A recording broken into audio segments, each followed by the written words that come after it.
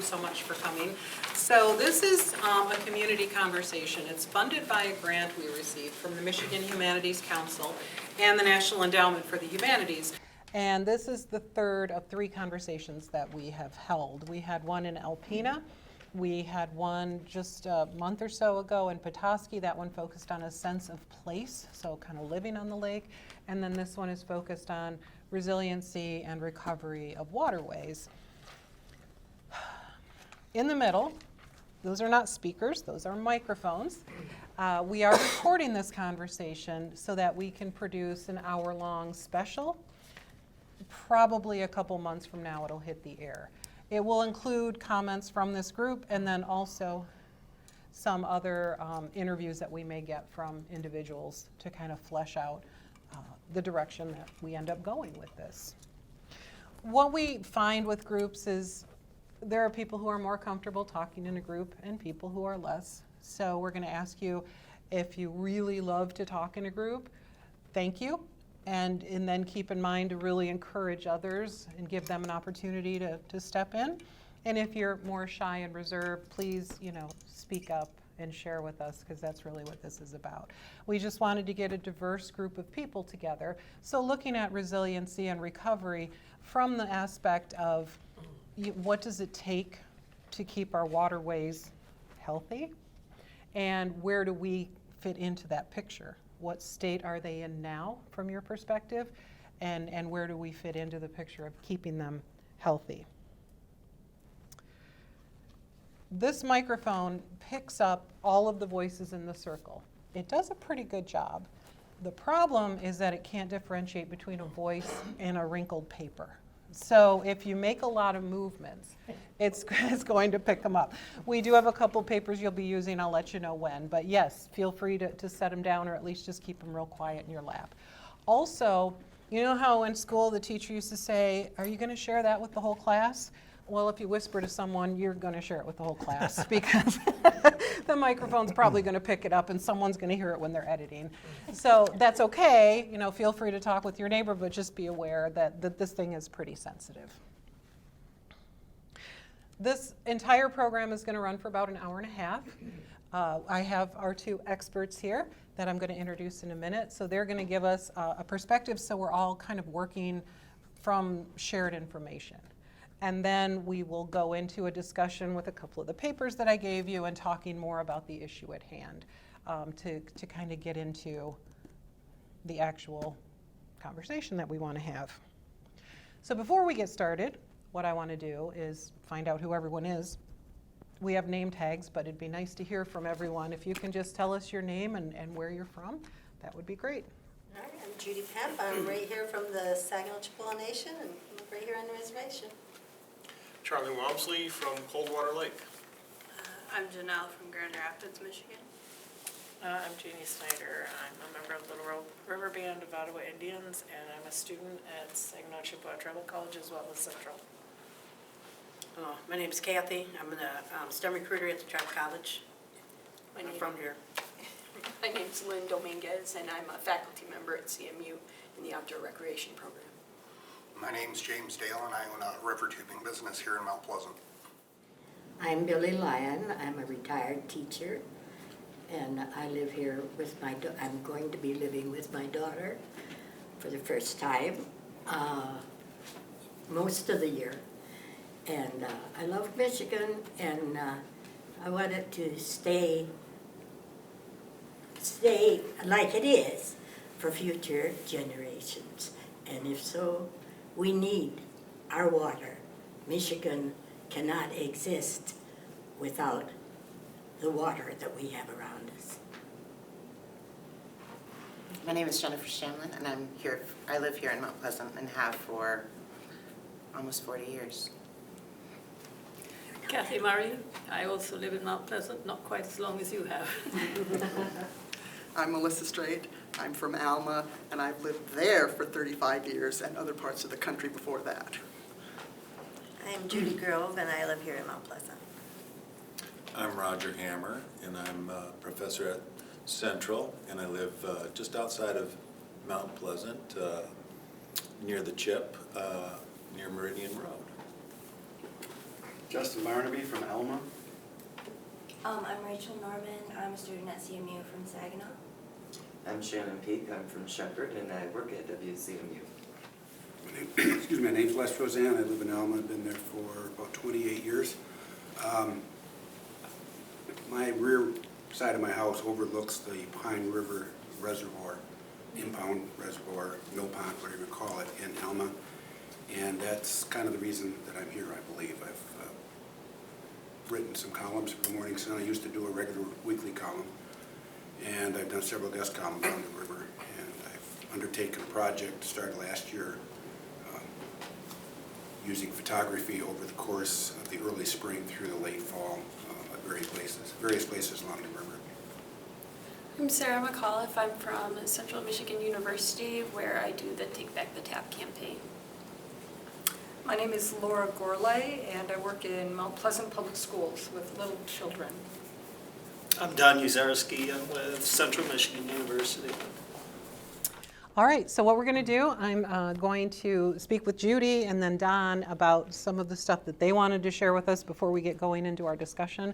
And so I don't know if this is sexist, but ladies first. You can just say you're starting on your left, right? Oh, there you go. So give us a sense for, I think we've kind of heard this before, but you live it and you really, kind of talk about it every day, the importance of the waterways to Native people. We know that with water is life. In order for there to be any life form, that there has to be water.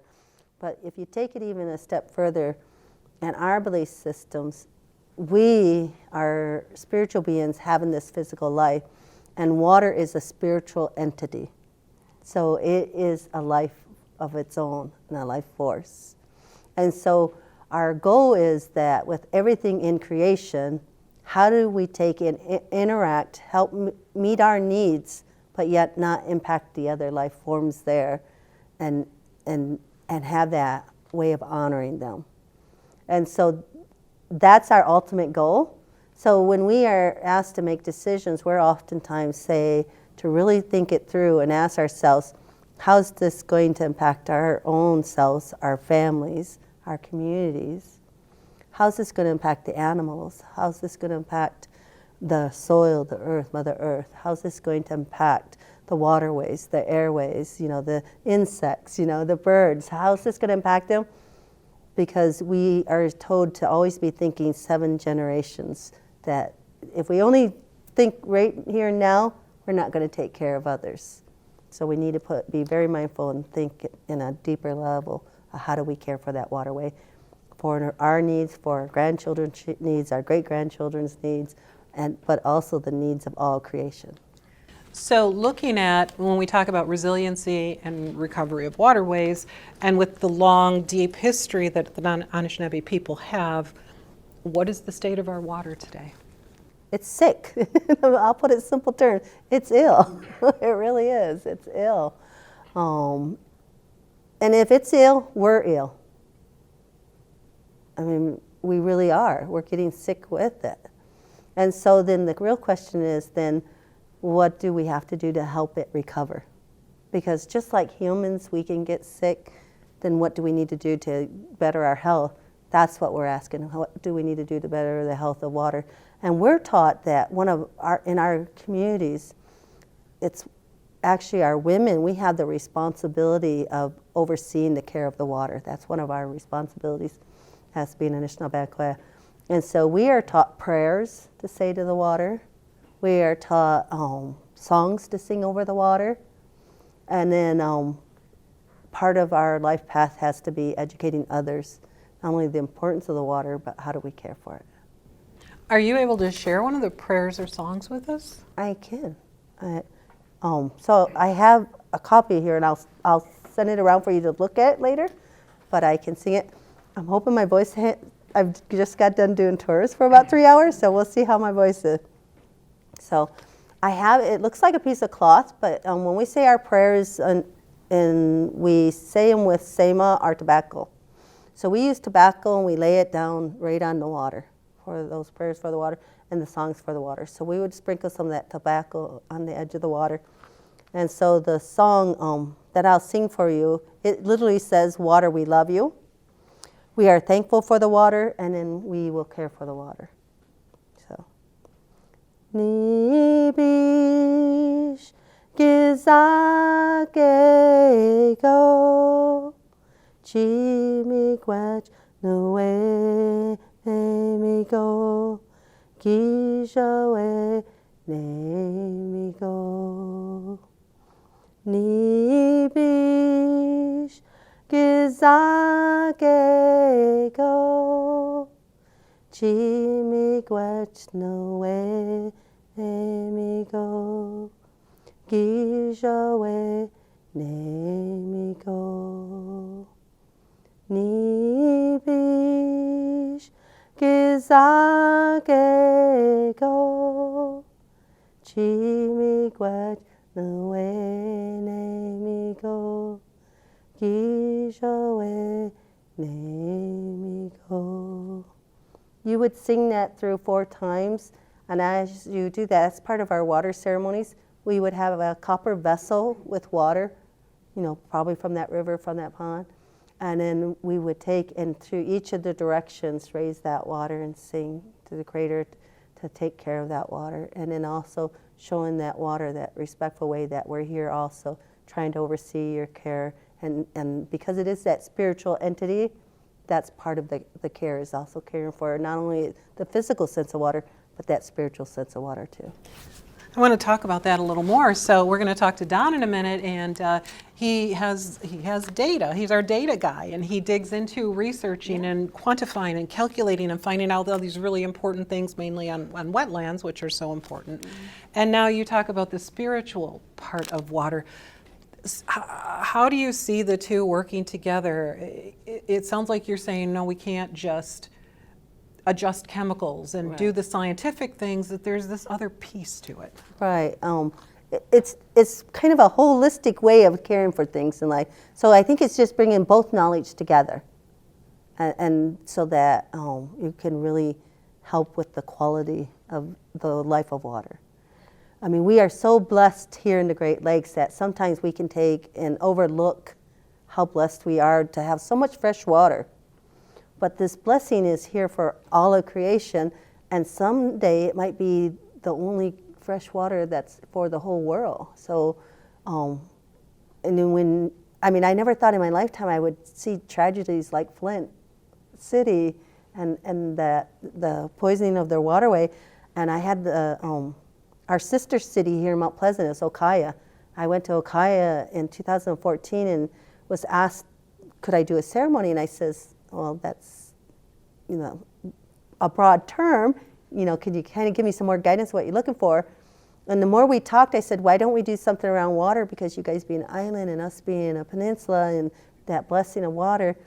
So we decided I would do a water ceremony. Unannounced to me, they had a dead lake. They are at the base of mountains. And so they had, Lake Sewer was a dead lake. And the first thing in my mouth is, how did you kill it? Oh my gosh, I tried hard not to cry because, I was, there was a lot of people there for the ceremony. I said, but how do you kill it? This is a living thing. What happened? And they, for thousands of years, had done silk industry and didn't know the full impact. And so then how do you reverse that? That's what we're really talking about. How do we reverse the impact of man? And so then I told him, I says, it took me about 6 months to really figure out what to bring to you guys. And I think the Creator said that, we really need to bring this here and talk about the spiritual essence of water and how you have to also spiritually cleanse it as well as the physical cleansing. And they had not thought of that. So they had arranged later some of their monks and that to meet with me so they could continue in their own teachings how to continue to take care of that spiritual essence. And so I think that we can do the same relationship here. Thank you, that's fascinating. Don Uzarski works at Central Michigan University. So he is let me get this all, director of the Institute for Great Lakes Restoration. director of the biological station that's on Beaver Island, and then also a professor of biology. So he lives and breathes all of this as well every day. And you are doing it in a very different way. Let's talk about the grant funding, which has fueled so much of your efforts. Well, in part, all of my research has to do with human disturbance on aquatic ecosystems. I study everything, lakes, wetlands, streams, but one project in particular I think you're talking about really addresses Laurentian Great Lakes coastal wetlands. And the way this got started, we go all the way back to the 1990s.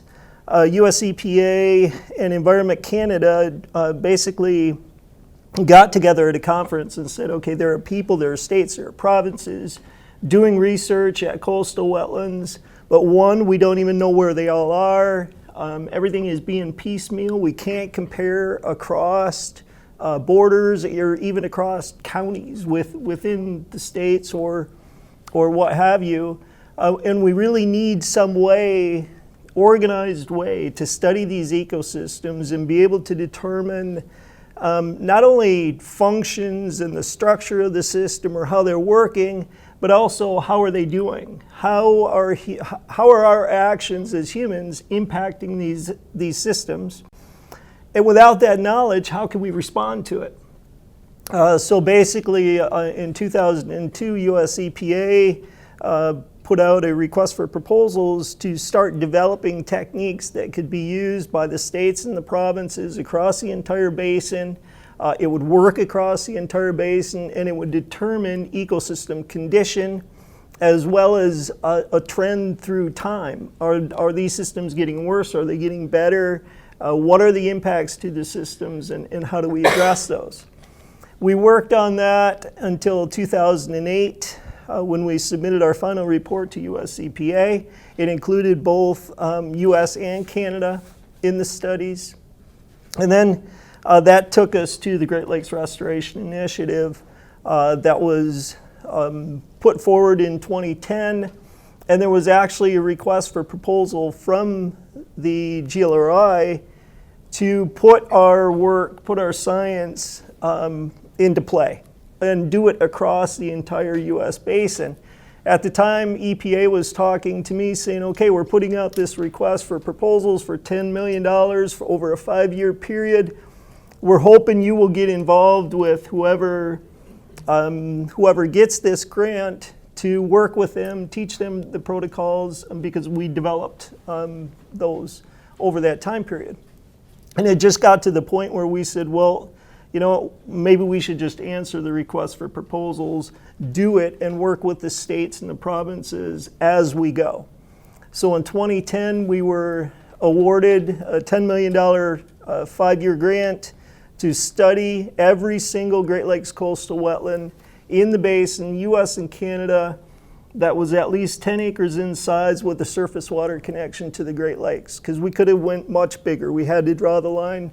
10 million sounds like a lot of money, but I'll tell you, it gets used very quickly with a project of that magnitude, because if you think about it, we are studying coastal wetlands over 10,000 miles of shoreline, US and Canada.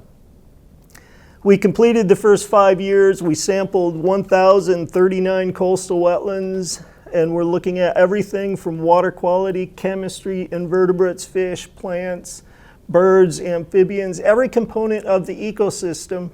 And then we built mathematical models where we can plug these data into these models and hand the data to decision makers, managers across the basin to be able to make informed decisions. To point towards insults to the ecosystem and how do we address those. And then in 2015, US EPA renewed our grant for another 5 years and $10 million. We're pretty much in the 8th and 9th year of the overall program at this point. But in 2017, US EPA announced that this would become one of their indefinite programs, that there are so many users of these data at this point, relying on these data, that it must keep going.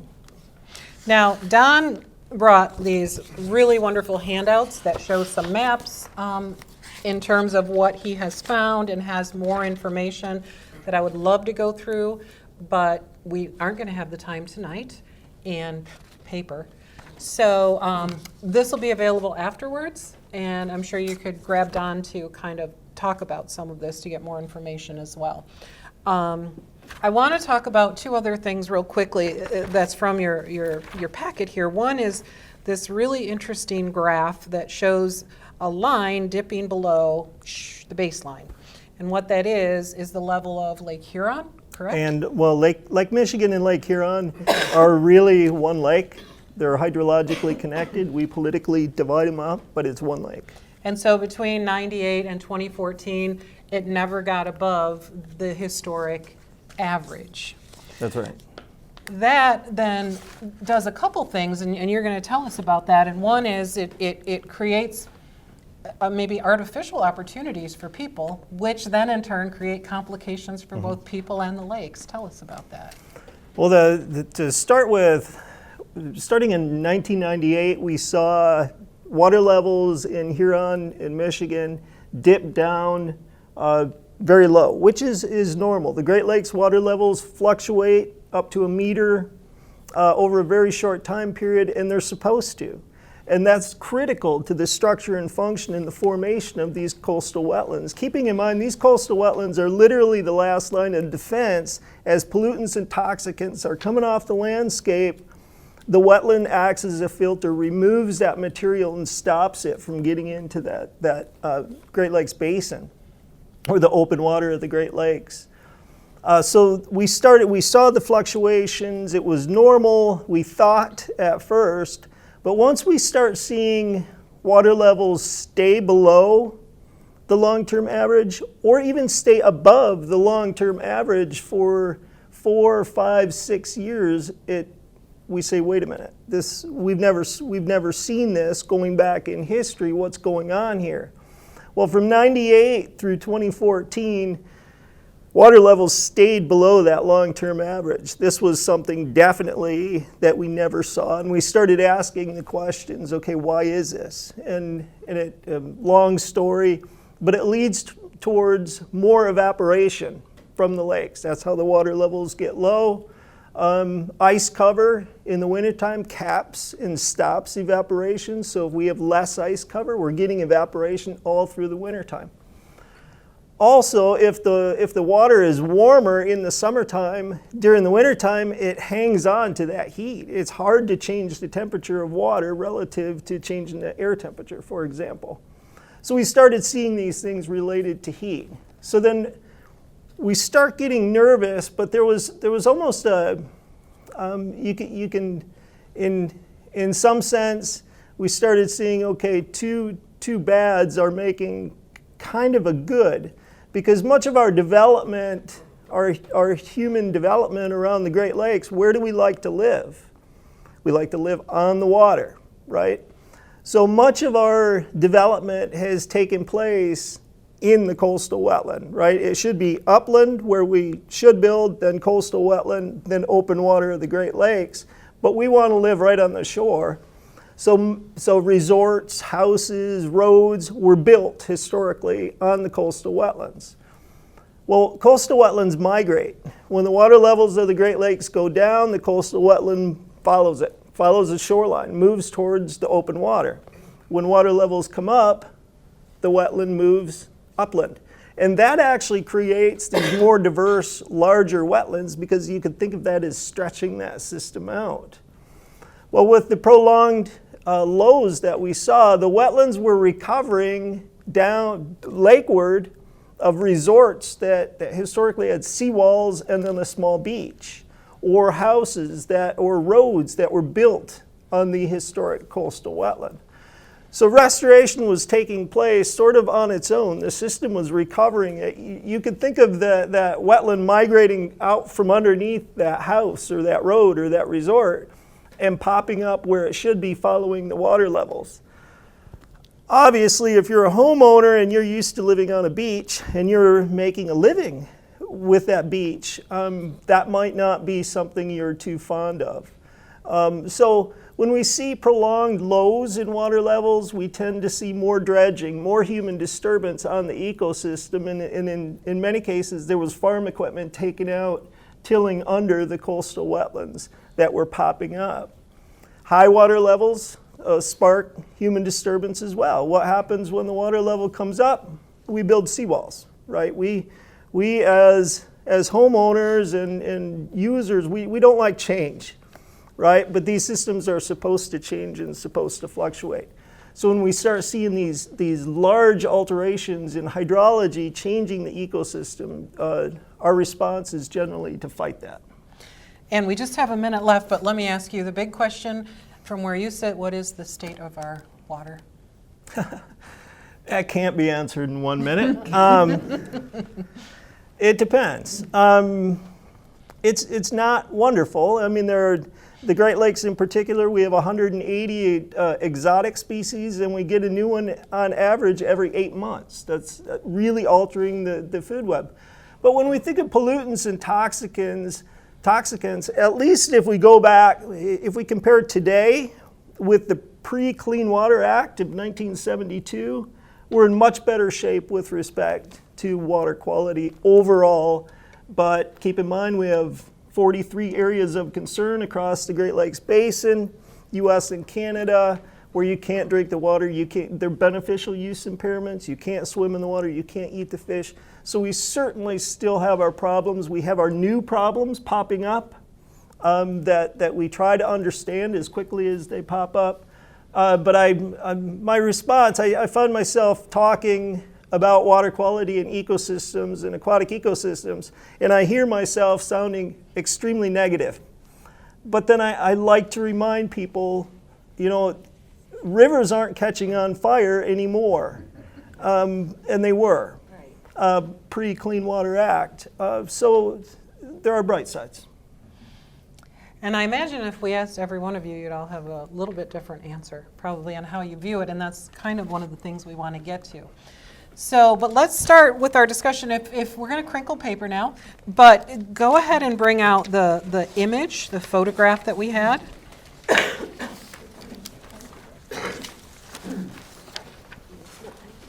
Oh, okay. And I just, kind of want to use this as a jumping off point to get your thoughts for when you think of resiliency, recovery, the water that we live on and need, and what thoughts this picture brings to mind.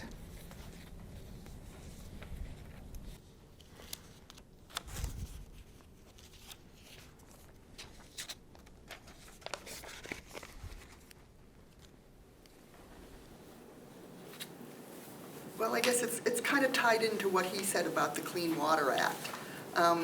I can also tie it into the Clean Air Act. I grew up in Oregon, and my grandmother talked about, my grandmother grew up in Oregon. When she was young, couldn't see Mount Hood from Portland. And by the end of her life, we had done so much to clean up the environment that the mountain was back out, and you can see it now. So we've cleaned up the air. We have done a tremendous job of cleaning up the water over the years. But I'm afraid I disagree with her that I don't want to keep Michigan the way it is. I want to take it back to the way it was before we started destroying it so badly and really clean it up more than we already have in the last 40, 50 years. Because there are still problems. I work with one in the Alma area, a couple of them in Alma area. So there is a lot more we can do to clean it up. It's not completely clean, and we're starting to lose our imperative to keep moving forward to clean things up, and are starting to drop back and relax standards and say, well, maybe it's okay, we don't need to worry about it anymore. And that's not, we can't. We have to keep on it to protect our environment and keep our waters clean. I wasn't meaning that I didn't want to see any change. What I was saying was that one of Michigan's desirable qualities is the water that we have. We have fresh water all the way around us. And not very many states can say that. And so I'm not against change. I just want it just to be better, but not any worse. This photo makes me want to be there. There's a dock, there's a beach, there's the sun coming down, there's water, and we all, everyone loves water. Everyone loves to look at water. People they spend thousands of dollars to dig a pond in their backyard just so they can look at a flat surface of water with a couple ducks sitting on it. There's a disconnect between the way we love water and the way we treat water. I participate in the Cooperative Lakes Monitor Program, which is a bunch of individual citizens coordinated through the Michigan Clean Water Initiative. And I monitor Coldwater Lake for, clarity, and we take water samples, and probably much less scientific than what Don does, but we take samples of the lake to just track progress, is the lake okay? And so there's a network of a lot of folks out there who are very concerned about water. And but a lot of folks, they love the water, they want to buy a house at the lake, so they want their house at the lake to look like their house in town, so they buy a place at the lake. They want the lawn to go all the way down to the water's edge, which leads to erosion because there's no root system, which leads to runoff, and then they have to build a seawall, which leads to, it's a vicious cycle. So somewhere there's a disconnect in the way we love water and the way we treat water. I think on that note too, in this picture I see, first thing that came to mind was vacation, actually, but maybe that's just because I got back from spring break recently with my family. But the next, I see this break wall out here, and I think about human intervention in the waterway, how they have sort of taken it over and used this as a resource for their own good, to protect the docks, I presume, to protect the boats. There's a recreational value there that they've deemed necessary for this intervention out on that break wall. So.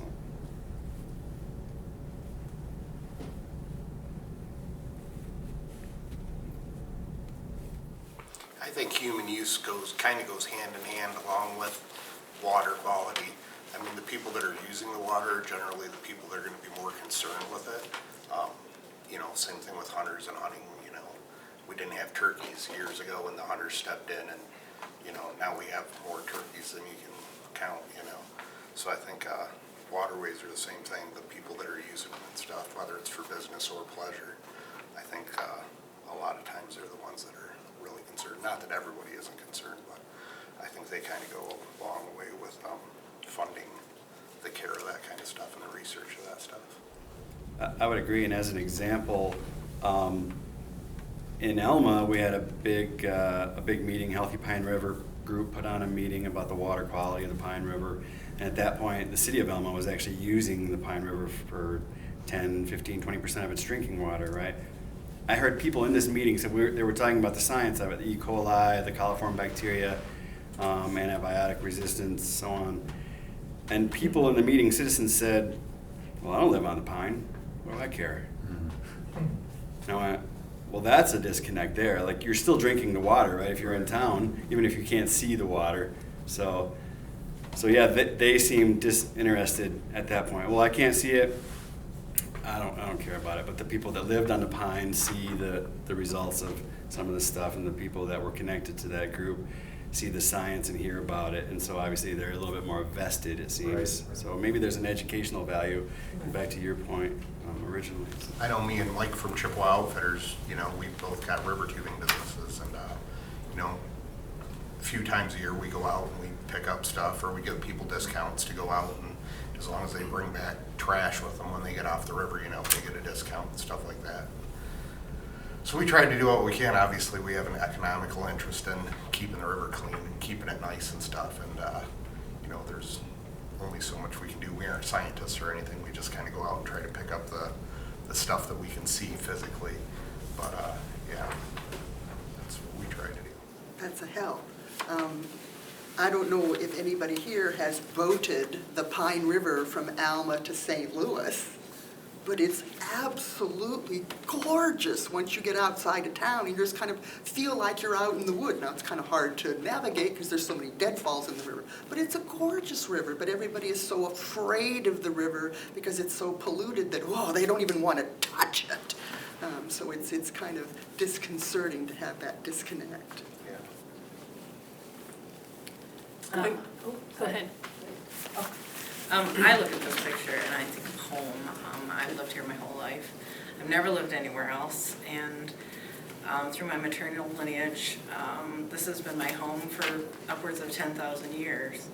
And I just returned from a field trip to Starved Rock, and this is a serious life force. This has supported life for thousands and thousands of years, and if it's going to continue to do so, I mean, it needs to be taken care of. And I work with the environmental team on the tribe, and this water is sick. It's very sick, and we've sampled this water in this local community, and there is repeated levels of E. coli throughout the entire summer. And no, I won't let my grandchildren play in this water close to this community. But that's sad for me because I've played in this water my whole life. So something really does have to be done. Tell us your ideas based on the sampling that you've done with respect to the causes of the, I presume you're talking about bacterial runoffs and E. coli coliforms that you're sampling. The thought had been that it was animal caused from so much agricultural use of manures that would run off the land. But now we know that there's a pretty big human septic system source as well, at least coming into the North Branch and then into the main Chippewa branch. Can you tell us any more updated information on sourcing? Well, the E. coli levels that are collected are posted through the county. I'm sure there's a source through the tribe that you can get them as well throughout the summer. And those fluctuations do change with rainfalls. And frequently, I wouldn't say, I wouldn't say that I have a professional, means of giving information, but there is definitely contribution to those E. coli levels from the sources that you've stated. As far as progress being made, it's like trying to catch the wind. You have farmers who have to make a living, and they can't control all of the weather. They can't control how much rain we're going to get. The things that they can control are their waste product from their farms and whatnot. But it's going to find its way into the river. That's inevitable. Many of the septic systems that are located in this area are very antiquated. So how do you pick and choose which system is going to be updated? How are you going to support that change? Who can afford it? If there are people that only use these homes seasonally, they're not going to invest money to completely overhaul their septic system. And there are entire communities that don't have up-to-code septic systems. So, how would you make that change immediately? So that's an unfortunate circumstance, but it's something that will eventually have to be addressed for these levels to change. Don, are you aware of any communities that are doing that? We have Superfund sites, even ones, of course, down in Alma and one here too. But it's going to take maybe more than local money in order to revamp entire communities' non-performing septic systems because individuals can't afford it in some cases, and it's in the millions. Your 10 million wouldn't have even solved this one problem. No, and especially the rural communities that we're mainly talking about are not seeing the funding going for infrastructure for them. awareness at this point, and at least we are addressing some communities, and they tend to be the inner cities. Charlie. I can shed a little bit of light on your question, Roger, a little bit of something that is being done. One of the communities out by where I live on Coldwater Lake, and when the tribe did the testing, the E. coli, they found that the Beale City area was a big source of that. Well, the Beale City now is in the process of installing a sewer system, okay, because they haven't had proper sewage there. So Beale City it's the target date for completion is sometime 2021, and it's a long process, but the funding is there, and all the vote, everything is done, but the signing of the papers and dotting the i's and getting the funding from rural development. But Beale City is getting a sewer system, and now they asked Coldwater Lake, where I live, if the lake residents would like to join in, and overwhelmingly the response was yes. So now Coldwater Lake is getting a sewer system, which is just fabulous, because we have all these old septic systems on the lake. So that's going to be that's going to have a huge impact on the quality of our water. And then another good thing that has happened in regards to these old septic systems, in early 2018, Isabella County implements a law that if you sell a property with a septic system on it in Isabella County, that property, your septic and well has to be inspected and has to pass inspection. You can't sell your property. So those are a couple of things that have happened that will have a positive impact on our area water. Let me jump back in, Kathy. Well, you had a thought earlier that we didn't get to, and I don't know if it relates to this. I would like to ask, in Coldwater Lake, how do you solve the problem of the landowners mowing right down to the edge? How do you educate them to explain that they have to have a filter string? Well, I'm trying. I'm involved in the Coldwater Lake Association, the environmental director, and also an officer. So I manage most of the semi-annual meetings. And over the past several years, I always get on my soapbox about fertilizers, keep the fertilizers away from the lake. And then the last 4 or 5 years, we have replanted some of our lawn that was there when we bought the house back to some natural lake shore. So I'm trying, and so what we try to do is we're trying to get our residents to consider that the lake is a living thing, and that it's a good idea. If you have 100 feet of lake frontage, you don't need 100 feet of lawn going all the way down to the lake. You can plant some nice plants, and it looks nice, and put a little bench there and a little walkway, and it can look very nice. And so little by little, trying to get folks who live on the lake, at least our lake, to reconsider the way they look at the lake and the way they look at their lawns. I like to tell them, at every lake association meeting, I like to say, I've seen a lot of tombstones. And one thing I've never seen written on a tombstone is, he had a perfect lawn. And do you use your lawn, your yard as a demonstration project? Do people get to see? Because everybody thinks that they have to have a nice clean lawn and right. Nothing untidy. Yes. And you have to change the attitude that the untidiness is good. Yes. And we have one lake shore. We have the lake shore along Littlefield Road on the east. There's a lot of cedar trees and a lot of rocks and not a lot of lawns down to the lake. And then on the west, it's a lot of lawns and seawalls and houses. And so last meeting, I said, when you take a ride out on the lake, do you want to look at trees or do you want to look at vinyl siding? What do you want to look at? So I do kind of put that out. I don't try to make an example. Go look at our house because we planted all this stuff, because it's my plantation and it looks a little rough. So far, it's really just a bunch of wildflower seeds, and I don't mow the lawn on half of our front yard. But I do try, but I get literature from the Michigan Lake Stewardship Association and try to give them information about the natural lake shore, things like that. It takes a long time.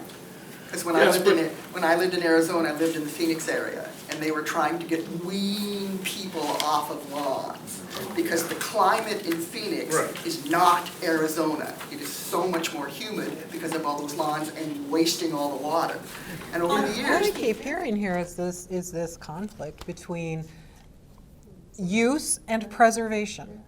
Humans want to use the lake, they have businesses, you have homes, you want to enjoy it, and we want to preserve it, and those two things don't always go hand in hand, it seems. I'm wondering what you've seen. That's the attitude that needs to be adjusted, right? That it's not just a resource to be exploited. It is a source of life. And if you choose to exploit that in the wrong way, you're going to impact the life around you, so including your own. Oh, you're talking cultural changes, that's tough. Cultural, yeah. Because I'm gonna sit in my, McMansion in Petoskey and say, I paid for this property, I'm gonna do what I Which is like where the with it. second piece comes in, where we have to catch our legislation and our ordinances up to reality. I get fined when I don't mow my lawn. Yep. When I don't water my lawn, I get fined by the city because they have these ordinances. So you have the right to farm law, which hasn't been updated since when, 80s, early 80s maybe. You have clean water, clean area, all these things. You have septic ordinances, and you have, and I don't want to point fingers, but you have large organizations, and rightfully so, that are fighting for their members, because it's not cheap, right? So there has to be a balance. If we can't find a balance, it's going to be out of whack, one way or the other, and probably towards the negative. So, I found it interesting that you brought up the Right to Farm Act. I'm also a farmer, and I know that sounds conflicting. However, we have property on our farm that we have entered into the CRP program to where we have native grasses that are growing on there. And we have a lot of local farmers in our area who are surprisingly very ecologically aware. And they implement these programs on fields that they're not going to utilize. And so there are many fields and a lot of places that are not being used that are entered into these conservation programs. That in that program, you have to implement different things to filter water. We have a wetland on our property as well, and so we have planted accordingly to support filterage into that water line. So I think that's something that is becoming more of a conscious effort within the agricultural community, and as well as now the big push for organic farming, we're also organic. And now people are realizing that if you want to supply your community with healthy food, it takes 3 years to become organic certified. So once you lose that, you lose it, and it's going to take you 3 years to get it back. And so separate from the farming legislature, a lot of, I'd say the smaller scale farms are really taking initiative to supply a healthier environment within the agricultural community. I would agree. Thank you for pointing that out. I didn't mean to, like I said, point fingers. And so there's like meat certification as well that a lot of farmers I know are going to voluntarily. A lot of these are, and they're not cheap to do that stuff. So I full support of anybody who does that voluntarily. That's fantastic. I think a big misconception about the farmers catch a lot of flack, and I've got horses, I've raised some calves, I've got a bunch of friends that farm that I buy hay and stuff from. And it seems to me a lot of people think that these farmers are just dumping fertilizer, hey, we got to get as much out of this property as we possibly can. And one thing people don't take into consideration is the cost of all those chemicals and stuff that the farmer does use to put on his property. A farmer's not making money by putting excess fertilizers and excess chemicals on his property. I mean, I don't know of a single farmer I know that says, more is better, and they're just going full bore and dumping it, you know, because it is gonna just run off and be wasted, which to them impacts their bottom line. So, I don't know, it's just something I've noticed watching the news and stuff like that.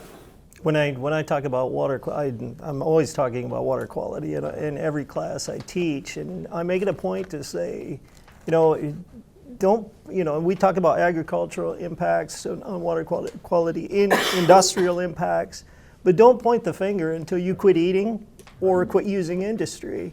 And at the same time, I've worked with the individual farmers, with industry.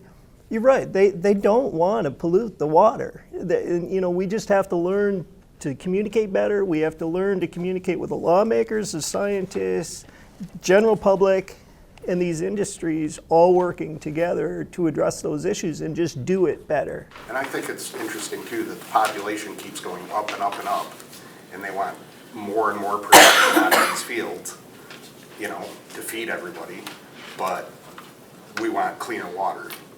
And it's just, you know, I don't know, I don't know all the numbers exactly, but it seems like you can only support so much. If you're gonna keep building the population higher and higher and higher, something's gotta give, either quit out, you know. A lot of times it's economics, you know, and I personally have experienced pointing the finger at the farmer upstream. We had a serious algae bloom on our lake last summer. And there's a big farm with a cattle operation and a hog operation directly upstream on our little river. They have just a little thin filter strip. They have the fields where they apply their manure right there on the river. They come right into our lake, and all of a sudden our lake turns green. And every time that happens, I sound the alarm. I will call the tribe first. I'll talk to Carrie, and then I'll call Julia Miller at the DEQ. Anyway, so I said, I'm going to go up and very politely talk to these farmers. You know, so what am I getting into? So I went up and just talked to the lady who runs the office at the farm, and I said, do you know anything about this? Because our lake turned green. Oh no, we don't know. And she gave me the list of what we do. We have our tanks. We check our tanks every week. We haven't not applied since whatever the month was. And when we apply, we have 24 hours to work it in. And we do that. I was extremely impressed with the way they took care of things. But obviously, that's not always the case. I mean, when you look at Lake Erie, the blue-green algae, when you look at the Gulf Coast of Florida, where you have the red tide, where you can't even go to the beach without coughing. Obviously, there's something there that's happening, and I think, you know, as a layperson, I think there are just some shortcuts. We can make more money. If we have 1,000 more cattle, we can make more money, and if we don't work in the manure into the soil, we can put our labor elsewhere. And I always say, well, I'd rather pay $2 a pound more for beefsteak than, you know, and figure out a way that we can raise the cattle and raise the hogs and do this and that without having everything run off. You know, take an extra step. I'll pay more. I'll pay more for a loaf of bread. You'll pay more, but what about the people who can't afford to pay more? That's the problem. You've got to consider them too, and there's a lot of those out there. And that's another issue. Yeah. In Gratiot County, there are more pigs and cattle than there are people. There's no sewage. The sewage disposal system for that untreated waste is to put it on land application. I think the Farm Act probably was designed to protect the smaller farmer from a neighbor that moved in and built this McMansion, you said, and then complained because it stinks here. I think that's what the intent of the Farm Act was. The Farm Act was never intended to have 11,000 cattle on Jefferson Road dumping their effluent onto the land, which all the fields are tiled. So there's an under drain system. It doesn't take long. Even if you plow that under, a little bit of moisture, it gets down into the under drain. Plus you have the worm burrowing at, they've done smoke testing on a lot of these fields. They put smoke under pressure into the tile system, and then they watch the smoke come up through the ground. It's because of all the holes, the worm action and stuff, that there's a direct conduit to the under drain system. And I mean, if you had 11,000 people, and you had no septic system, no sewage, and you just took it out and dumped it in the field, it's basically what has happened with the commercial farming. At some point, I would like to share some of what I've got with somebody that could look at this, but the project I worked on last year was to take pictures of the Pine River at various locations over the course of the summer. You can pass this around if you want, but that's Arcata Township where the Honeyway Creek drains into the Pine River. Just upstream of there is the Forest Hill large farming operation.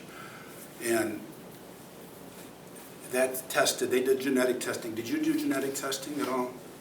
They have done genetic Okay, testing. the state did it, and they reported on it. I got the report, but again, being a layman and not a scientist, I gathered that Honeyway Creek had a lot of bovine, and that's off the end of the scale. Also had the septic system, but there's a problem with, I mean, you have docks, and there's a picture of a dock in there that's very clear that you can't even see it by the end of the season. Due to nutrient loads and E. coli levels we tested by Alma College. Don, do you communicate with Alma College, Tim Keaton and Murray Borello? Not much, no. I think you guys need to get together. Yeah, well, there are a lot of people that need to get together, and our group is we are 23 PIs from 13 universities and 2 government agencies, and we're constantly, we have data requests from all over, from Elma, from other places, and we work with these people as much as possible, but it's huge. It's large. I interviewed Murray Borello and Tim Keaton and Amanda Harwood, all at Alma College Biology Department. And if you sit down with those people for any length of time, you walk away scared to death. Because the genetic component of E. coli is not killed by the water treatment. That genetic material remains in the bioslime. It's antibiotic resistant. No, yes, but it's also antibiotic resistance, but when it's killed, I mean, it's killed in the treatment, water treatment, but that genetic material for that antibiotic resistance stays within the distribution network. And the scary thing about Murray is he's not only been working on this the last 10 years, before that he worked on the Pine River Superfund project, so he's an expert on that too. Let's take this idea you've touched on, and there are a lot of people that need to be in touch with a lot of people, and let's explore that a little bit more. That I think we're in consensus, we're in agreement that there's a problem with water, and much of it comes, if not all of it perhaps, from human interaction of whatever sort. And Charlie, you touched on talking to this farmer and saying, hey, what do we do about this? That seems to be, am I wrong? That seems to be the link of how to make progress in this area. And again, I want to invite some folks in who haven't had a chance to talk yet, or maybe you just haven't wanted to, which is fine, but I want everyone to know they're certainly welcome to join in. And I'm wondering what thoughts you have on how we fill that piece in. How do you bring people together? How do you start that communication or do something to help make progress in that direction? So go ahead. As a going all through school, I never thought or learned anything about water and the danger of our polluting water to affect our health and our businesses and all of that. We never studied water in school. Maybe we need to educate our young people. Did you ever hear it? There is a deep disconnect.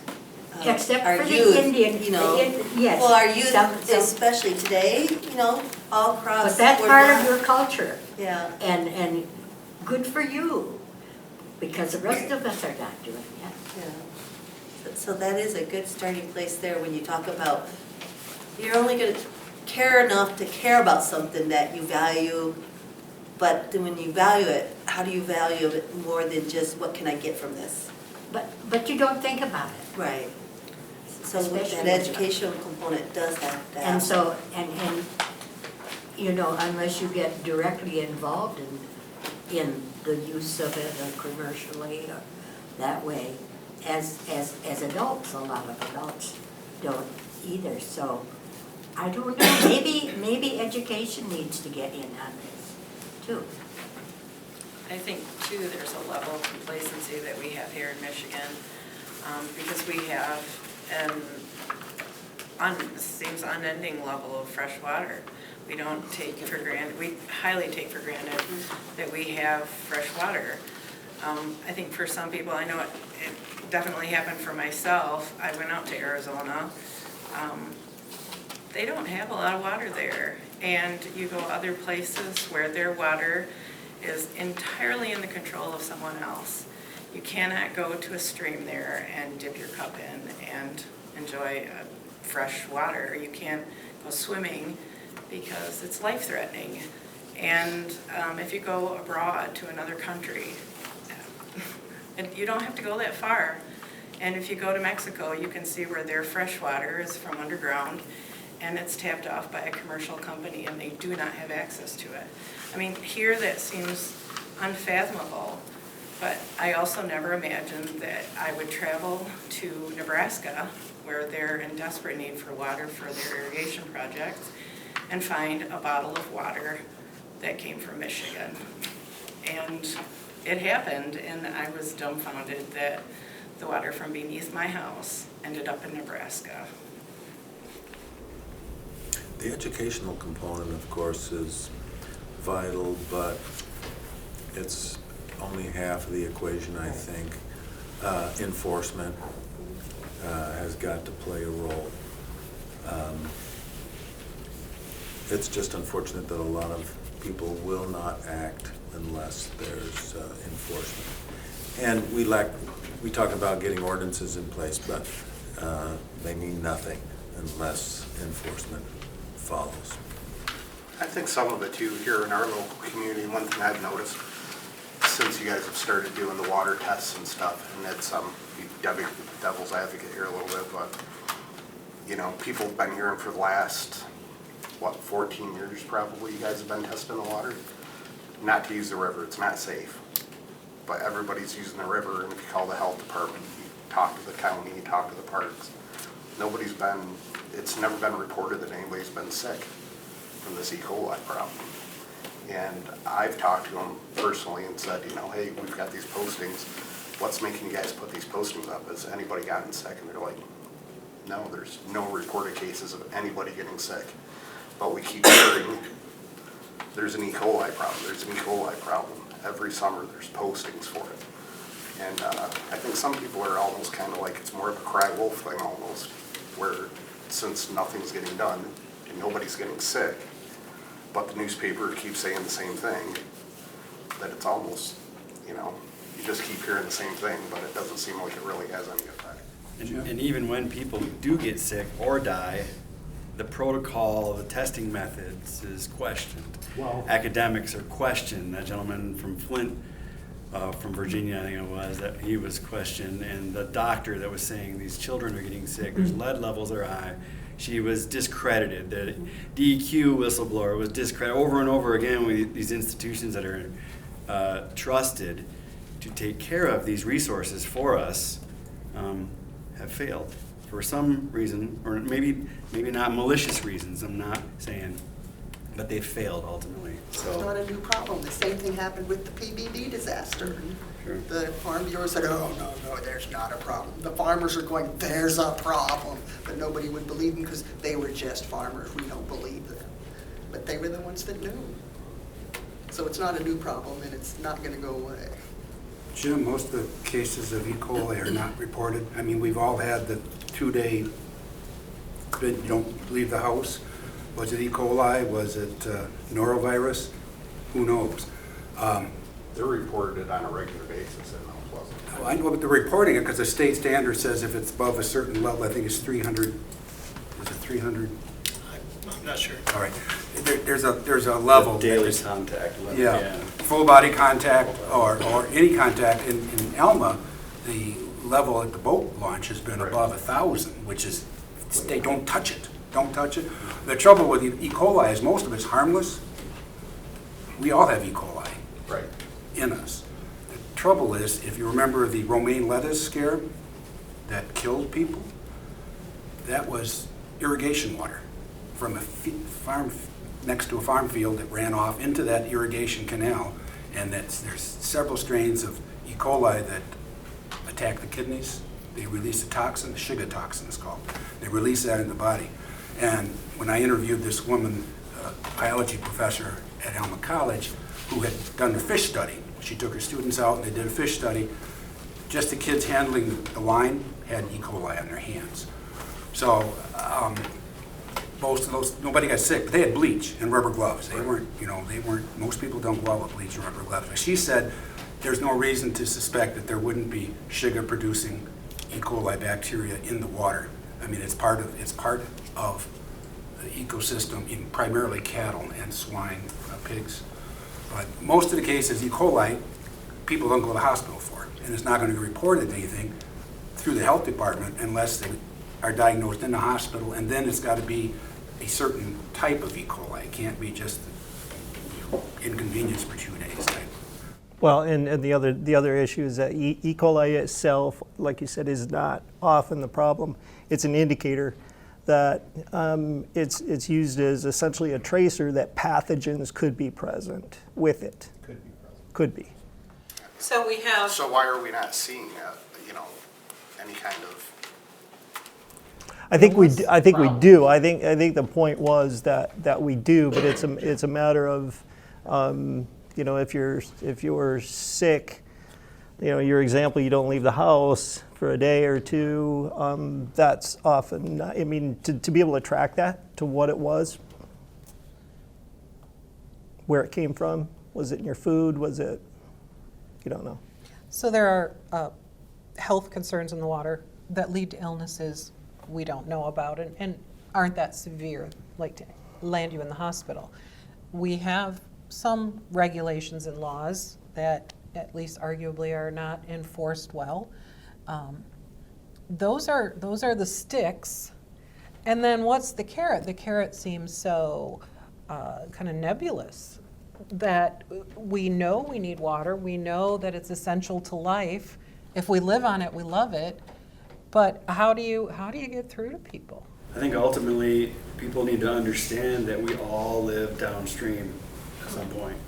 My question is, how do we make them realize that? Well, historically, I would say if you look back at all the pollution problems that we've had, all of the issues that have happened, what we see is that it's the grassroots movements in the communities that have made the difference in what's happening locally. And then that's what pushes things forward nationally. It's never going to work just from a top-down regulation system. It's not until the whistleblowers step forward to the people that say, why are all the birds in my backyard dead, that then something finally happens. I find it interesting that we've been hearing about E. coli for a long time in the Chippewa River, but it wasn't until we heard that it was human E. coli and pinpointed up in Beale City that all of a sudden now we see septic systems and money getting shook loose to be able to solve that problem. And it wasn't until it was pinpointed into that community. For whatever reason, animal E. coli didn't seem to do it. It was human E. coli that seemed to shake it loose. Do you suppose animal E. coli didn't do it, or was it that they didn't know where to go with that? Yeah, or they just didn't. I mean, once you know it's coming from Beale City, right. Now you can say, what do we want to do? Yeah. Animals we're not too worried about. Is right to farm. Yep. I have the right to farm. My cows can poop wherever they want, and it can go in the river, and they can't do anything about it. And you want to eat their steaks. Yeah. Yeah, and it's an agricultural community and agricultural county. But the E. coli, that freaked people out. Yeah, human E. coli. Yeah. Right to farm. Now, right to farm is, I am an environmentalist, and I'm always looking at what's the farm effect here. So, right to farm is actually, it's not saying you can farm anywhere and dump your poop in the river anywhere. Right to Farm says, if you are willing to take these steps on your farm, if you are willing to filter your runoff, or if you are willing to work in your manure, if you are willing to do all these things and keep records and let the Michigan Department of MDARD track your progress, then you have a hold harmless from a lawsuit. That's what it says. It doesn't, it's not actually you can farm anywhere or do anything you want. It's if you do these things that make your farm environmentally friendly, you're going to be protected from They came up with the Clean Water Act a few years ago. The things that farmers can get away with are not environmentally friendly. Yeah. And that's the problem, is that they can't change it because that's the way you have to farm. And so you start putting down the regulations we would like to have on the farms, and then the cost of farming is going to go out the roof. Because they're doing the best they can, and Right to Farm was put in place when you didn't have giant farms with 10,000 cows on a little small plot. And when cows roamed in the fields and spread their manure around instead of all being confined. So Right to Farm needs to be updated to recognize the modern ways people farm. Not all farmers, not all farmers. Agriculture is a small part of it, but it goes back to human consumption. Half of all food produced is wasted. So then what do we need to change in our systems and in our homes? Because if we want to bring change, it's got to start with each and every one of us. So as an individual, what can I change in my consumption in waste? So then we don't have farmers producing as much. And then can I consume things can I go out to more of a natural harvesting environment and gather food that way too? So really educating people then, all of these beautiful, different environments. When I grew up, I learned of them as communities. The same as we live in a community, these plants and everything lives in a community. They're there for a reason. They have a purpose there. So how can we interact with them to meet our needs, but yet not constantly altering them for our needs and that. But it's got to start on an individual basis. It really does. Don, do you know if CRP has been undermined? And I've heard it from some of my local farmers. There's very few pheasants left in Isabella County. Maybe you've recognized that too. But there's one field that is massively full of pheasants, and their CRP ran out. They couldn't renew it. They're in the process of plowing up this awesome cover of, it was set aside in a government program. So you're saying that renewal's okay, but I think renewal with federal, it's a federal initiative, and if it's being undermined from the top down and less money is available, and I don't know if less money is available now or not, but it seems like it is. And so these programs that you're talking about, people enrolling in, become less and less available. Then we see these kind of filter strips disappearing. We're back to farming all the way up to the water's edge, all the way up to the road's edge with no filter, no riparian filter strips in place anymore. That's a big concern for what you're doing. Is that true, that there is less federal monies available for CRP type? I couldn't tell you. I have a hard enough time keeping track of the changes with respect to directly impacting aquatic ecosystems, let alone the buffer strips that protect those. Everything is in flux. I'm curious, how many in this room, if you don't mind my asking, if you do, don't raise your hand, how many would consider yourself an environmentalist?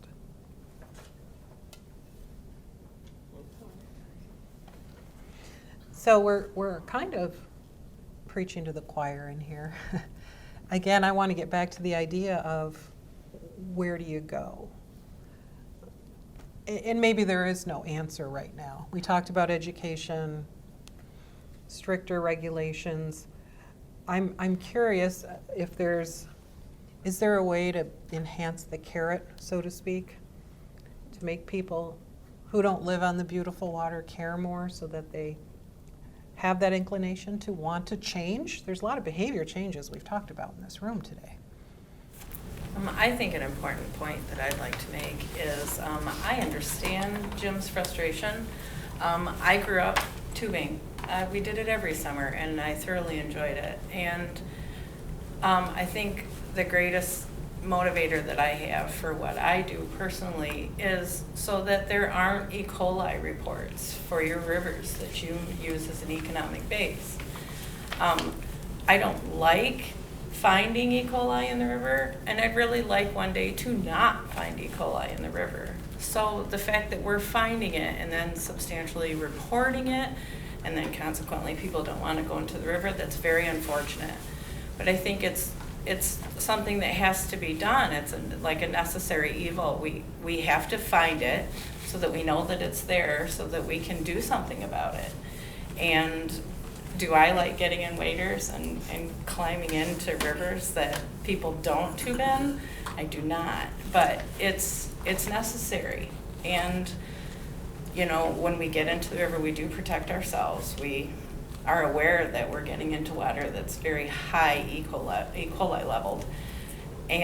But it's directly within eyeshot of a farm. And so it's, you know, I wish E. coli wasn't in these rivers to the degree that it is. I guess I'm not as scared as you. I would wage that I spend more time in that river than anybody in this room. And I wear jeans and a t-shirt. Oh. Never been sick. I put thousands of people on the river every year. Never had anybody call me up and say, man, something happened when we got home, the kids were sick. There's actually a lady who's a professor at CMU that teaches biology, who brings her whole family home. And I asked her about it. She said there's E. coli, any body of water, there's going to be E. coli. She said I wouldn't bring my kids if I didn't think it was safe. I run a duck race. So I've never seen, never heard of anybody getting sick. And I've talked to, like I said, the county parks, city parks, they don't have any reports. And from what I understand, if they were to receive more than 2 reports of an E. coli sickness, it would send up a red flag and they would start shutting down parks. They said it hasn't happened. So I think we're focusing a lot on E. coli too, but there's also other issues, especially in the Pine River.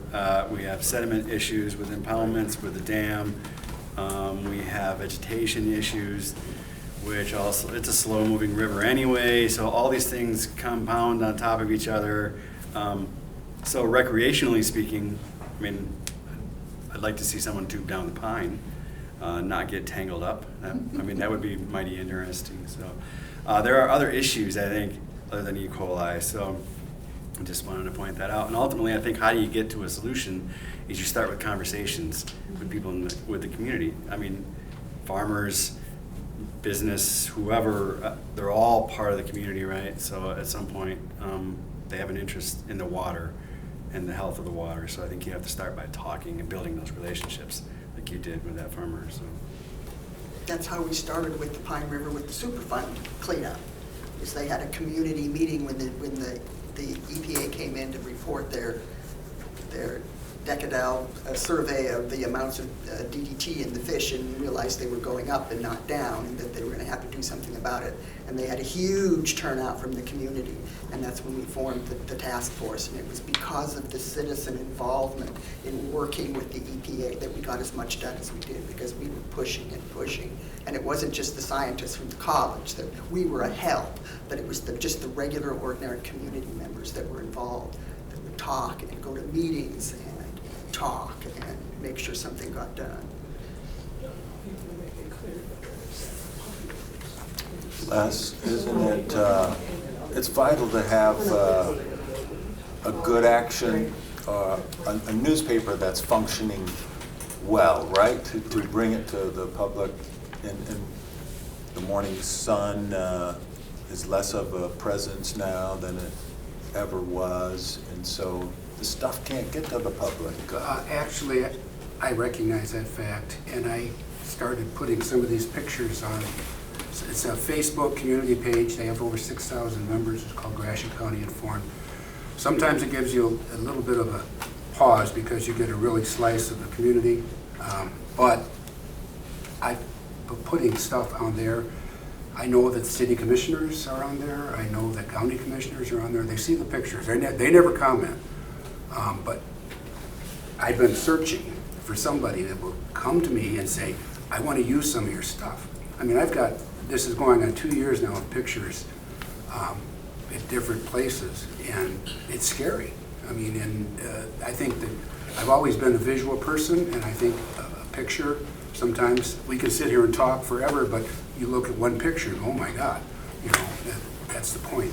But it's all goes back to money. It does go back to money. The city won't put up any stronger, or the city won't work with the health department to put up any stronger warnings on the E. coli signs, even though the city-owned boat launch, many times, it tested above 1,000 parts per million, whatever that high standard is, at the city-owned boat launch. And they would not put up because they didn't want people to not utilize the river. Even though the city commission says, well, I wouldn't go in there, but we're not gonna, you know. So I don't know how to get it out. I'm working with Alma College as best I can. I work with the Pine River, Healthy Pine River group. Everybody says, even Murray Borello, he told me one time, he says, well, you know, this isn't my job. And it's not. He's a faculty member at Alma College, and he says, this really isn't my job. But he says, well, I want to see all this. I want to sit down with you. I want to get 10, and I want to sit down with you, and we'll go through all your stuff. Well, that didn't happen. So I'm still trying. And this is year number 2 on it, so we'll see what happens. Let's take go ahead, Billy. Maybe you should invite a couple of legislators to come to some of these meetings. I'm getting a no. This is the only state that doesn't have a statewide ordinance for septics. Michigan is the only state in the country. You think you're going to get that passed in Michigan now? Let's take just the last 5 minutes. We went around and introduced ourselves, but I'm curious after the discussion what your take is. We heard from our experts, and I'd like any of you will go around to the state of the water. From 1, which is Love Canal, to 10, which is when your people, you know, were here thousands of years ago, pristine. And from sick to, in some ways, not doing so bad. I mean, there's so many ways to look at it, and I'm curious. We can just go around. I'm curious on your take, Charlie. Well, there are so many ways to look at it. I mean, you have, in our area, well, Coldwater Lake and the Chippewa River is going to get better because there's going to be a sewer system out there. And so that's better. And like Don said, then since the Clean Water Act, the Great Lakes have gotten cleaner. And then you have things like Lake Erie with blue-green algae, and people can't drink in their communities, and you have the southwest coast of Florida, which is a very popular, very wealthy area where folks can't go to the beach because of the red tide from Lake Okeechobee. So maybe those really bad things will make good things happen, because when you affect people activities because the water's so polluted, you might actually take action. They might say, okay, I'm going to vote for somebody who will do something about this next time. I'm an optimist. Kind of speaking off of the sewage system thing, a place very near and dear to my heart is Silver Lake Sand Dunes, and it's going through a rough period right now because it's also experiencing an algae bloom, and the owners of the north side of the lake are trying to pin it on the cottages and the septic system, but what the problem is it's a lot of phosphorus is going into the lake from the farms upstream. So everybody who owns property on the north side of the lake knows that it's not their fault, and there's evidence showing that the septic systems, there's never been a problem with them. But the person who owns the entire property of the lake is the owner of Craig's Cruisers up there, and he is trying to force a sewage system put into the lake, but the entire community has voted no, but he's using false evidence to convince the city, even though real evidence is there that it's not the lake's fault and it's not the property owner's fault. It's the fault of the apple orchards that are 5 miles upstream. And even though obviously it sounds like a sewage system was good in your case, for us it would destroy the area more, because not only where would they pump it? Probably into the lake or nearby, where it would end up hurting more. And also the amount of construction it would take to do that for 2 or 3 miles of shoreline would greatly impact what the ecosystem is. But on that note, I think the 5 Great Lakes are in good condition. I think inner bodies of water are in bad condition.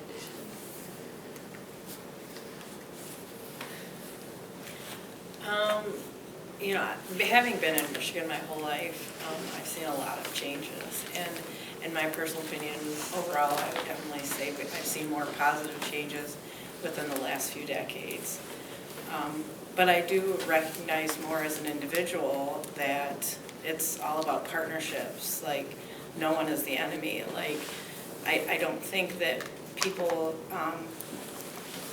intend to destroy all of the fresh water when they fertilize their lawns. Or I don't think every farmer who is trying to, you know, provide an income for their family is the enemy because their runoff is going into the river. But I think when we all recognize that we're just all collectively involved in making sure that our Great Lakes, our inner body systems, our riverine systems are all connected, and whatever little part we contribute to making them healthier helps.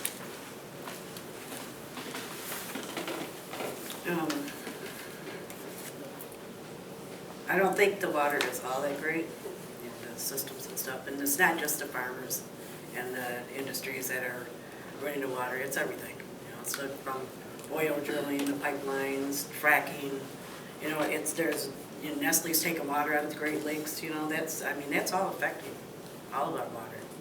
And like Judy said, you know, it starts from your families. It starts, you know, that's where you teach your kids that. You can bring in an education system, I think that would, you know, contribute to getting information out there and help people realize it, starting from the young ones and up, because that's what I do at my house. You know, I tell them, you know, use less water, you know, help recycle, help reuse, you know, and that's what they do. So if you do that in your homes and teach your kids that, your grandkids that, then, you know, I think it helps. You know, when I was a kid, I was swimming in Lake Michigan when the first big alewife die-off happened. And you would swim and run right into the fish, and they had bulldozers on the beach burying the fish as fast as they got in the Great Lakes. And now you see what we've had to do to change that, even that fishery. And I would say, you know, I spend my whole summer teaching people to canoe, kayak, and stand-up paddleboard on the inland waters and out in the Great Lakes. And I truly believe that if we want change, we have to get people connected to the local resource. And doing it behind screens and phones and never going outside is not going to do it. We have to get people out there, because they're not going to love anything that they don't know anything about. I would say that that the state of our water is decent, not great. Obviously, there's room for improvement.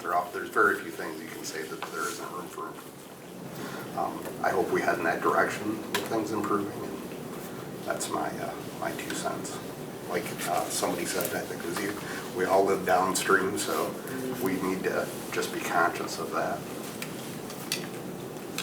Well, as an educator, I'd say, let's teach our kids the value of water and what affects it.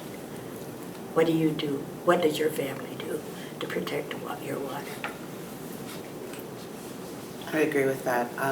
My son came home, I think it was first grade, and said, let's recycle. I said, I'm on board, you know, and I've been doing it, now he's 20 years old, you know, I've been doing it ever since. I'm still doing it. He's left the house, I'm still a recycler. I think control what you can control and educate people and let them know so that they can maybe control some of what they're doing also. I think lots of people have good intentions, but sometimes don't know what they should be doing, for example, in the landscaping. But it's hard to convince them, and also there's a cost. There's an economic cost, and that has to be borne by the ones who can and the ones who can't. There's a pull and push there. Over the course of this conversation, I have been vastly amused because we've been mostly concentrating on the modern problems with the algae blooms and the vegetation in the rivers, and I'm going, yep. And in the old days, all those chemicals we used to dump in the river, and I'm sorry, the industries did it on purpose because it was easy to do. They wanted to do it. But it killed off all that vegetation. So in a sense, the Clean Water Act is what is the consequence of the modern problem with the algae, because there's no pollutants in there to kill off all that stuff anymore. So I'm sort of amused that one thing we did fix, and it's created a new problem, and I'm wondering how much of that new problem is just aesthetic rather than real. We don't like seeing the algae overgrowth in our rivers, but is it really bad? So I sometimes wonder that, you know, it doesn't look nice, but. Yeah, the dissolved oxygen levels in the Pine River Mill Pond. But is that natural? Not the levels, as Murray said, you're going to have fish floating dead. Yes. If this continues. Yes. But anyway, I'm just thinking that all that work we did to clean up the chemical pollution has resulted in the new problems with these algae problems. It's gone biological. I live on the Chippewa River, and we have a cottage at 8 Point Lake. So I have picked up some ideas tonight from like how to mow the lawn and things like that. So I think I just need to get more education on everything. Where I live, I have a little first order creek that actually bubbles up on my property. Don has been there when he was a grad student a quarter century ago, if I reveal some of his age, and electro-surveyed it for trout, and I had brook trout in it. And now, even though it was clean and pristine, it is subject to the effects of runoff. It is maybe even subject to my own septic tank. So I'm not only pointing the finger at the farmer who doesn't put his top dressing manure under within 24 hours, ever. But I gotta look and see Jeannie, can you come out and test to see if it's coming from my house versus, because it now tests positive for E. coli. When it was tested in the late 80s, it was 0 bacterial coliform count. Now it's there. Maybe I'm the reason it's there. So, and I'm also a scoutmaster, and taking kids, following up on what Lynn said, taking kids into the water. And I've got some parents that won't let me take their kids into the water. And I paddle throughout the year. I paddle every month of the year. I paddled in January and February. And, so I'm in the water to care tremendously about it. But what can I do as an individual? Recruit the next generation of kids to enjoy the water as much as I do now. I think our waterways are sick. I think our culture as a whole is sick as well. And I have to believe, though, that it can get better and it will get better. And I think part of that is all the stuff we're talking about here, education and all sorts of things. I think we need to get back to realizing our connectivity to the water around us and how much it impacts us. So kind of reflecting as like someone who doesn't own property or like know anything about E. coli, but I do study environmental science and sustainability. Kind of in a big picture way, right now we're dealing with what older generations did, and like I don't want to say carelessness, but lack of education. So like you said, industries just kind of dumping everything into the water. And what a lot of people don't realize is the Great Lakes holds 20% of the world's fresh water. And so as the climate is changing, and I know climate change is a kind of like a taboo subject and no one's brought it up yet, but as the climate is changing and water is becoming more scarce, I think our culture needs to change for water conservation and kind of realizing that, you know, we have these big factory farms or confined animal feeding operations because of population growth and how much water it takes just to make 1 pound of beef. And I know that we're having these conversations like at school right now, all of my friends. I don't think I have any friends that eat meat just because of the amount of water it takes. So I think I'm kind of seeing that shift right now. But yeah, I think our water is sick, and I think that like as we see with generations coming up, and I know that Native Americans like preserve for 7 generations, and I think that we're keeping that in the back of our minds right now in school and like learning. So I hope it gets better, but I'm not sure. I do think our waters are sick, but I think it's all of our responsibility, and I do agree with Billy. I think we need to start education at our elementary level and teach our children and our adults, because I just don't think there's enough education out there about our water. I went to a meeting where Dr. Marcus Cheatham, who is the Health Department Director for Mount Com, Clinton, and Gratiot counties, and this issue was raised with the E. coli issue, and he says, to be perfectly frank, until we have bodies floating in the water, nothing's going to get done. And that kind of set me back. Wait a minute, he's the Health Department Director. Why is he saying that? And then I realized how frustrated he was with the hierarchy above him. And I think that hierarchy is still in place. The fact that we have no septic tank ordinance law statewide. They tried to pass it in the Tri-County, Mount Com, Gratiot, and Clinton County, and it had to get all 3 counties to agree to it. Gratiot County signed on, and it never passed the other 2. So I think it's dead in the water for right now. Now they're trying to get the state involved. We need, everything gets done with political action too. I mean, until you get the right people voted into office that are willing to address the issue. Lauer, I can't remember his first name, he's a representative. He actually introduced the statewide septic tank ordinance in Michigan. Didn't go anywhere. We need education, but you need the political involvement, and that's the hard part, because most people don't want to touch that. So I'm not real optimistic about the situation when I watched the river turn into a swamp over the course of 2 months between. Beautiful now. I've gone out and got pictures earlier this year. It's beautiful. I mean, it's the way it used to be. I got pictures that were given to me as part of this project from the early 80s. It was like this. It was like it is now year-round. It wasn't, I mean, not the winter, but the whole summer, there wasn't the vegetation and the water that we have now. So I'm a little pessimistic, but keep trying. Keep plugging away. Yeah, kind of going off of that, I definitely think our waters aren't in the best shape. I would say they're sick as well. But the only way we can solve this is through community action and engagement, through activism and advocacy.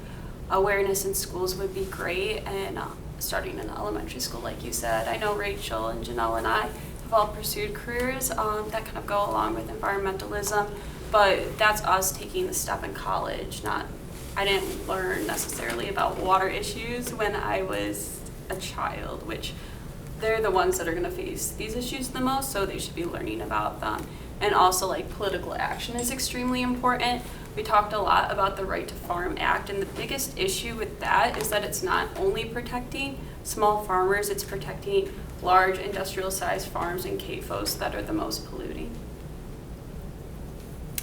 Well, I'm very thankful to Linda Dielman for inviting me to this event, and thank you to all the folks in this circle and the wisdom that people are sharing. The good news is that I do every day work with kindergarten, first grade, and second grade people, and so in small ways, but important ways, I feel like I can look into the eyes. I got lots of pictures. Look into the eyes. I got lots of pictures. I know. Look into the eyes of the babies and give them a blue marble and let's imagine water and just think of creative ways to try to do what I can in my own backyard. So I have a question for you. Do you take them outside to play? Well, I'm not a teacher, I'm a school counselor. Okay. I am in classrooms for 20 minutes. But at the end of the week, I've been in front of 750 children. So I've got a little different way that I can touch, but I can touch through story, through storytelling and through story reading and through... Because I've done summer camps where we had them for like 15 minutes, and so we thought, okay, we'll send them outside to find different kinds of leaves, and they don't want to go outside. They don't want to. Thank you all so much for coming tonight. And I ran a little over. I'm sorry. I tried to get you out in an hour and a half. We do have refreshments back there. If you want to stay and chat, that's fantastic. I just want to make sure you're out in a timely manner. Thank you. And there will be an email coming out. And if you could, make sure you fill out the registration form so we can send you the evaluation email. We hope you fill it out. Obviously, you don't have to. And, thank you again for coming tonight.